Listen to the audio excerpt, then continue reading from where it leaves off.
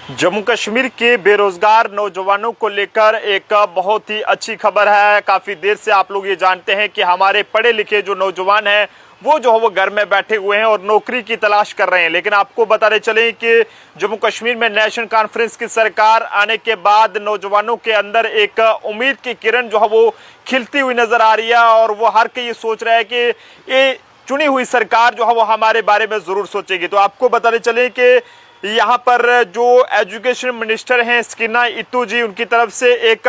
बड़ा बयान दिया गया है जिसमें यह कहा गया है कि जल्द ही जम्मू कश्मीर में यहाँ पर टीचर्स, लेक्चरर्स और असिस्टेंट जो प्रोफेसर्स हैं उनकी रिक्रूटमेंट यहाँ पर की जाएगी और जितनी भी वैकेंट जो पोस्टें हैं उन्हें जो है वो यहाँ पर फिलअप जो है वो किया जाएगा। तो ये काफ़ी अच्छी बात है कि जिस तरह से जो है वो तमाम जो हमारे नौजवान भाई बहनों की बात करें तो वो जो है वो पढ़ लिख कर जो है वो घर बैठे हैं, बड़ी बड़ी डिग्रियां जो है वो उन्होंने हासिल की हुई हैं। लेकिन अफसोस की बात है कि सरकार की तरफ से उस पर जो है वो पिछले 10 सालों से कोई भी काम नहीं किया जा रहा था, चाहे उसमें हम एलजी गवर्नमेंट की बात करें या फिर पहले जो चुनी हुई सरकारें आगे भेजी। और काफी देर से जो है वो एक बहुत बड़ा गैप जो है वो यहाँ पर पड़ गया था कि ये जो नई टीचर्स की जो रिक्रूटमेंट थी वो नहीं हो पा रही थी। लेकिन आज आपको बताते चलिए कि मिनिस्टर जो health and medical education department की है स्कीना मसूद इट्टू जी, उनकी तरफ से साफ तौर पर यह कहा गया है कि गवर्नमेंट जो है वो एक जल्द ही जो है वो रिक्रूटमेंट पॉलिसी जो है वो लाएगी जिसमें वैकेंट जो पोस्टें हैं उन्हें फिलअप करने के लिए लेक्चरर्स और प्रोफेसर्स और टीचर्स को जो है वहां पर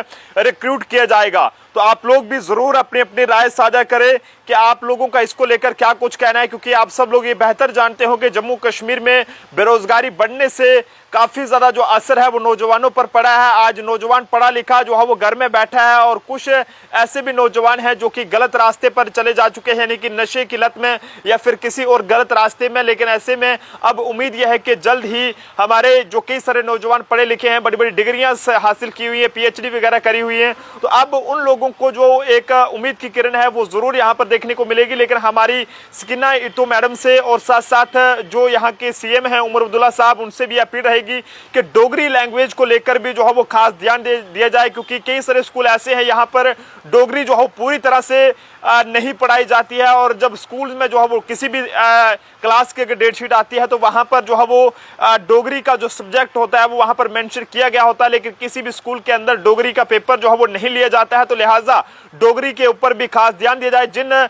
बच्चों ने जो है वो डोगरी में पीएचडी वगैरह कर रखी है या कुछ ऐसे भी हैं जो पीएचडी कर रहे हैं, तो ऐसे में डोगरी को लेकर भी जो है वो लेक्चरर्स और टीचर्स की जो पोस्टें हैं वो निकाली जाएं ताकि डोगरी पढ़ने वाले बच्चों का भी जो फ्यूचर है वो भी सेफ रहे। लेकिन एक बड़ा जो अच्छा कदम है वो मिनिस्टर ऑफ एजुकेशन की स्कीना इत्तू जी की तरफ से यहाँ पर उठाया गया है, जिसमें साफ तौर पर यह कहा गया है कि जल्द ही जम्मू कश्मीर में लेक्चरर्स और टीचर्स और असिस्टेंट प्रोफेसर्स की जो पोस्टें वैकेंट हैं उन्हें फिल किया जाएगा। और इसके लिए जो है वो सबसे पहले पढ़े लिखे जो नौजवान हैं उनको जो है वो इसमें रिक्रूट किया जाएगा। तो आप जनता भी अपने अपने सुझाव जरूर साझा करें कि आप सब लोगों का इसको लेकर जो है वो क्या कुछ कहना है। देखते रहिए जम्मू ट्रिब्यून के प्रोफेसर अभिषेक के साथ नरेंद्र सिंह ठाकुर, जम्मू।